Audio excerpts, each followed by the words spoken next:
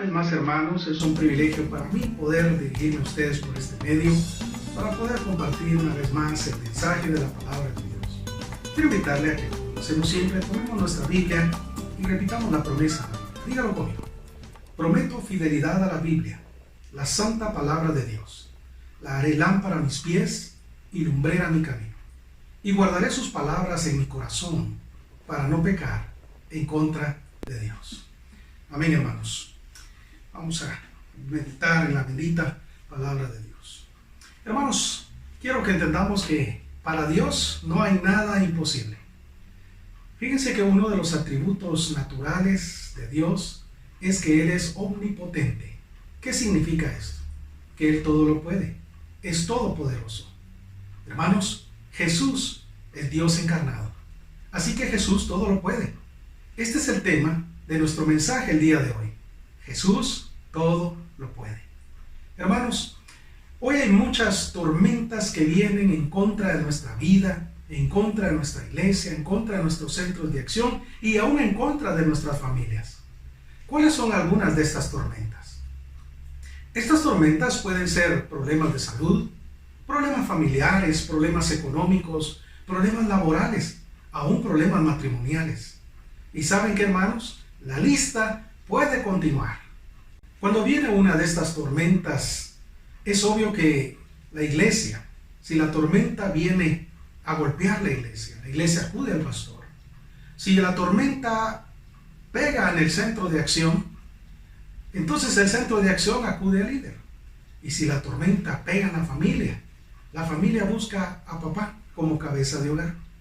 Pero debemos tener claro que tanto el pastor como el líder del centro de acción o el padre de familia, debemos acudir a Dios, ya que solo Él podrá tomar el control y traer paz en medio de la tormenta. Hermanos, tormentas van y tormentas vienen en la vida. Algunas pasarán de lejos, pero otras no podremos evadirlas. Así que todas estas tormentas debemos tener muy en claro que solo estaremos listos para hacerles frente si Jesús está con nosotros. En realidad, hermanos, solo con Jesús podremos hacer frente a todas las tormentas o circunstancias adversas en la vida. Muchas veces nos preguntamos, si Dios nos ama, ¿por qué no nos libra de las tormentas de la vida? Quiero que me acompañe el Evangelio de Marcos, capítulo 4, versículo 35 al 41, el cual dice así. Aquel día, cuando llegó la noche, les dijo, pasemos al otro lado. Y despidiendo a la multitud, le tomaron como estaba, en la barca. Y había también con él otras barcas.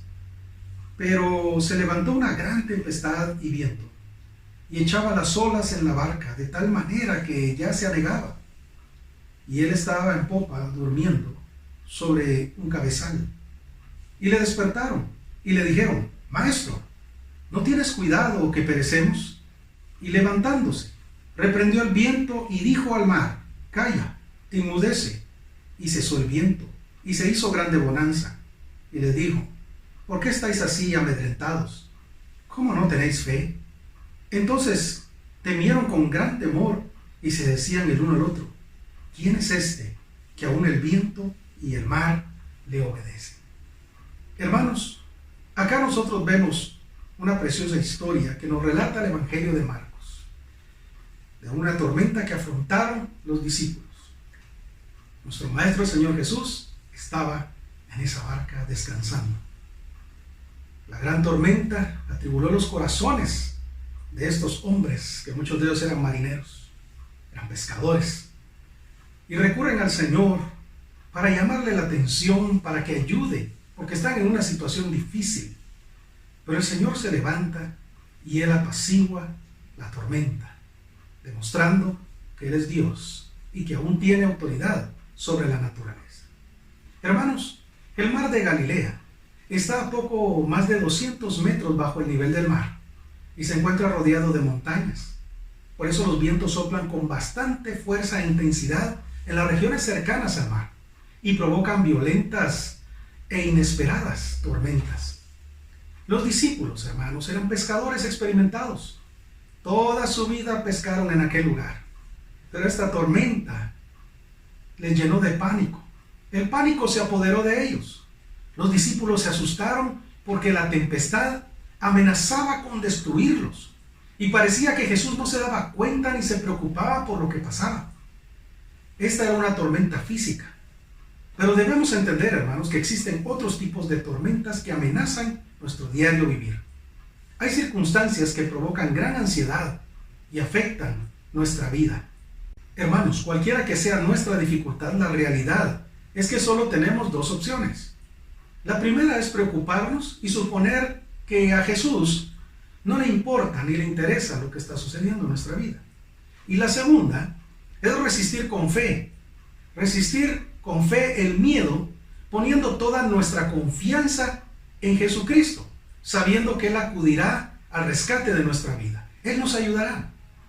Hermanos, cuando las tormentas de la vida quieren infundirte temor, quieren infundirte pánico, quieren llenarte de ansiedad, debes confiar en el Señor. Confiésale tu necesidad y ten por seguro que Dios va a responder a tu favor. En el texto de hoy, en el versículo 41, dice así: entonces temieron con gran temor y se decían el uno al otro: ¿quién es este que aún el viento y el mar le obedecen? Hermanos, los discípulos andaban con Jesús, pero lo subestimaban. Aún no comprendían que su poder se aplicaba también a ese tipo de situaciones. Jesús ha estado con nosotros, hermanos, más de 2000 años. Y a pesar de ello, al igual que los discípulos de aquel entonces, muchos cristianos hoy en día subestiman el poder de Dios en cuanto a resolver las crisis o tormentas de la vida. Los discípulos, hermanos, todavía no conocían bien a Jesús, pero la realidad es que nosotros no tenemos esa misma excusa. Por eso, hermanos, debemos entender por lo menos 3 cosas, las cuales quiero compartirte hoy. Número 1. En medio de cualquier tormenta, Jesús está con nosotros. Amados hermanos, no importa qué clase de tormenta tengas que atravesar, Jesús siempre estará con nosotros en la barca, dispuesto a calmar el viento y el mar. Él ha prometido estar con nosotros todos los días hasta el fin del mundo, como lo dice Mateo capítulo 28, versículo 20. Él ha prometido no abandonarnos, ni desampararnos. El problema, hermanos, surge por nuestra desobediencia a la palabra de Dios, por nuestra incredulidad. Y eso hace que no sintamos su poder y presencia. Dice la Biblia en el Evangelio de Juan, capítulo 14, versículo 21 al 24. El que tiene mis mandamientos y los guarda, ese es el que me ama. Y el que me ama será amado por mi Padre. Y yo le amaré y me manifestaré a él. Le dijo Judas, no Iscariote: Señor, ¿cómo es que te manifestarás a nosotros y no al mundo? Respondió Jesús y le dijo: el que me ama mi palabra guardará, y mi Padre le amará, y vendremos a él, y haremos morada con él. El que no me ama, no guarda mis palabras, y la palabra que habéis oído no es mía, sino del Padre que me envió. Hermanos, nosotros debemos mostrar realmente nuestro amor al Señor por medio de poner en práctica su palabra en nuestro diario vivir. El ser inconstante, el no buscar la presencia de Dios en nuestra vida, el no perseverar en el estudio de la palabra de Dios, nos hace personas de poca fe. Y esto nos hace dudar del poder de Dios. Dice la Biblia en Santiago capítulo 1, versículos 6 al 8. Pero pida con fe, no dudando nada, porque el que duda es semejante a la onda del mar, que es arrastrada por el viento y echada de una parte a otra. No piense, pues, quien tal haga, que recibirá cosa alguna del Señor. El hombre de doble ánimo es inconstante en todos sus caminos. Hermanos, nosotros debemos luchar en contra del pecado que exista en nuestra vida.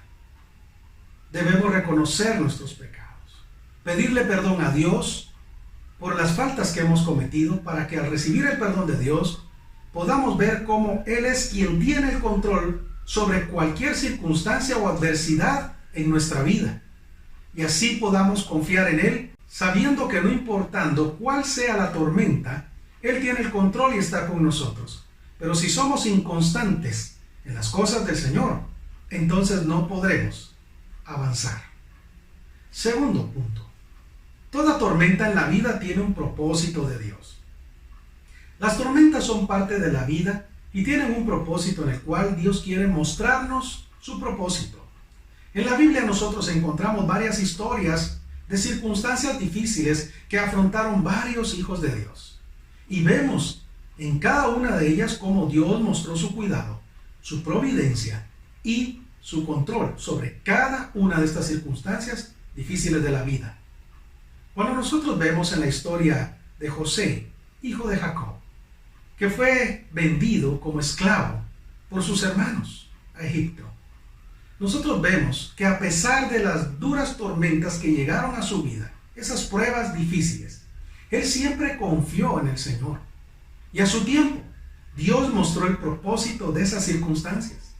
Si pensamos en el siervo Daniel, que fue lanzado en un foso de leones, una dura tormenta para su vida, pero Dios mostró su poder y demostró una vez más que Él tiene el control sobre absolutamente todo.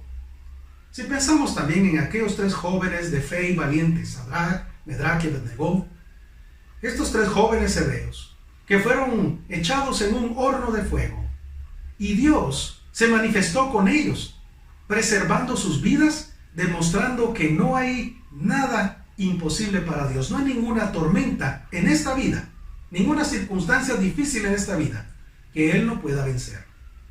Hermanos, nuestro Señor Jesús fue crucificado allá en el monte Calvario. Fue sepultado, pero resucitó al tercer día.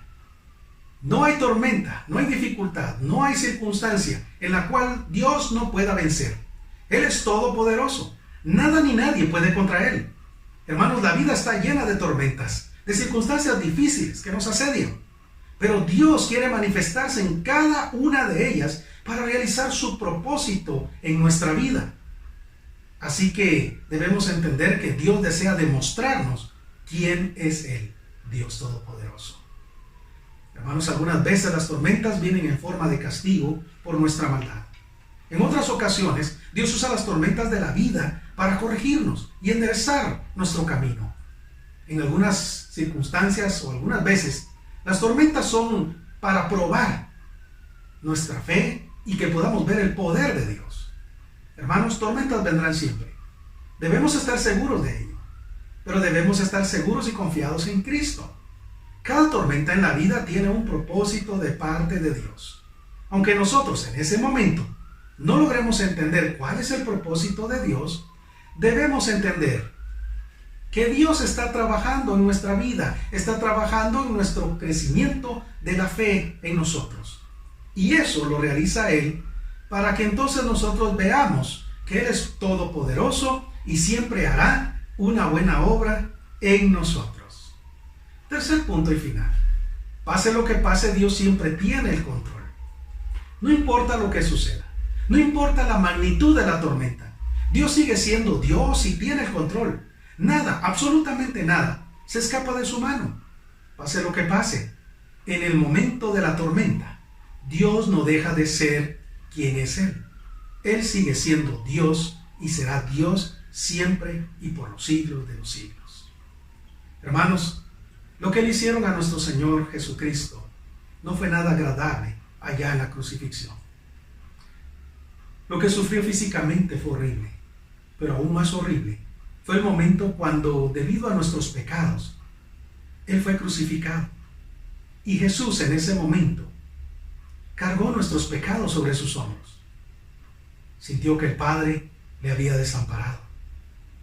La Biblia dice en Mateo capítulo 27, versículo 46. Cerca de la hora novena, Jesús clamó a gran voz diciendo: Elí, Elí, lama sabactani. Esto es: Dios mío, ¿por qué me has desamparado? Hermanos, Jesús no estaba cuestionando a Dios el Padre. Estaba recitando la primera línea del Salmo 22, que es un salmo profético, que expresa la profunda angustia que sintió cuando tomó sobre sí nuestros pecados. Llevó sobre sí los pecados del mundo. Y el Padre volteó su rostro debido a su santidad. Esto fue lo que temió Jesús cuando oró en el huerto de Getsemaní, diciendo que se apartara de él esa copa. Mateo capítulo 26, 39. Hermanos, la agonía física que sufrió Jesús fue horrible, pero fue mucho más horrible el periodo de separación espiritual de Dios. Jesús sufrió esta muerte doble, a modo que nosotros nunca tuviéramos que experimentar la separación eterna de Dios.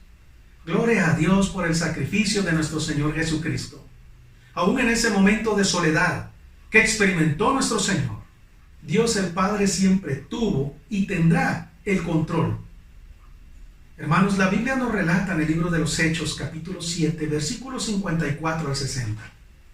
Oyendo estas cosas, se enfurecían en sus corazones y crujían los dientes contra él, pero Esteban, lleno del Espíritu Santo, puesto los ojos en el cielo, vio la gloria de Dios y a Jesús que estaba a la diestra de Dios. Y dijo: He aquí, veo los cielos abiertos y al Hijo del Hombre que está a la diestra de Dios. Entonces ellos, dando grandes voces, se taparon los oídos y arremetieron a una contra él. Y echándole fuera de la ciudad, le apedrearon. Y los testigos pusieron sus ropas a los pies de un joven que se llamaba Saulo. Y apedreaban a Esteban, mientras él invocaba y decía: Señor Jesús, recibe mi espíritu. Y puesto de rodillas, clamó a gran voz: Señor, no les tomes en cuenta este pecado. Y habiendo dicho esto, durmió. Hermanos, en este relato del libro de los Hechos de los Apóstoles, tenemos nosotros la evidencia, la narración de estos últimos momentos de la vida de Esteban, un fiel siervo de Dios. Hermanos, Dios nunca pierde el control de las cosas. Aún en la muerte del primer mártir cristiano, Esteban, Dios mostró su voluntad al permitir que sucedieran así las cosas. Déjeme decirle que allí había un joven que aprobó esa muerte, un hombre llamado Saulo, que luego tendría su encuentro con el Dios de Esteban y sería llamado a una misión especial, llamado a predicar el Evangelio de Jesucristo, no solo a los judíos, sino también a los gentiles, siendo un misionero excelente, usado e inspirado por el Espíritu Santo para escribir las epístolas, para instruir a las iglesias de Cristo. Pero aquella tormenta que le llevó a la muerte a Esteban, Dios la permitió para que Pablo, más adelante, afirmara su fe y él pudiera entender en qué consistía el verdaderamente entregarse todo a Cristo. Y entonces él pudo decir: si vivimos, para Él vivimos, y si morimos, para Él morimos. Sea que vivamos o sea que muramos, somos del Señor. Y eso lo escribió en la carta a los Romanos capítulo 14, versículo 8. También Pablo pudo decir: porque para mí el vivir es Cristo y el morir es ganancia.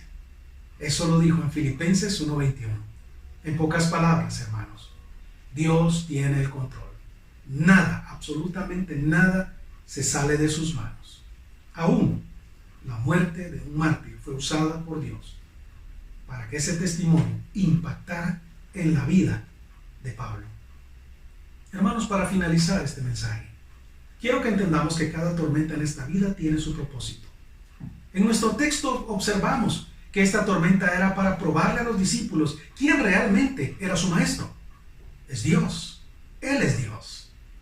Aunque el poder de Dios, hermanos, es mostrado en cada tormenta, no todas las tormentas de la vida tienen el mismo propósito. Hay diferentes lecciones que debemos aprender en cada una de ellas, y debemos tener un amplio entendimiento de que no todas las tormentas de la vida tendrán el resultado que nosotros deseamos. Pero aún así, debemos acudir a Jesús en cada una de las tormentas de nuestra vida para mantener viva nuestra fe en Él. Eso es lo correcto. Debemos hacerlo así porque es lo correcto. Solo Él, Jesús, nos puede mostrar el propósito de cada tormenta. Solo Él nos puede dar la victoria sobre cada situación difícil que llegue a nuestra vida. Y nunca debemos olvidar que no hay nada imposible para Él, porque Jesús todo lo puede. Vamos a orar. Padre, te agradecemos por el mensaje de tu palabra. Perdona nuestra falta de fe. Perdónanos porque muchas veces nosotros, Señor, no tenemos puestos al 100% nuestros ojos en ti. Perdónanos por ser hombres de poca fe. Ayúdanos, Padre, a crecer en la fe, en la gracia y el conocimiento de tu palabra, y que podamos entender que tú tienes el control de todo.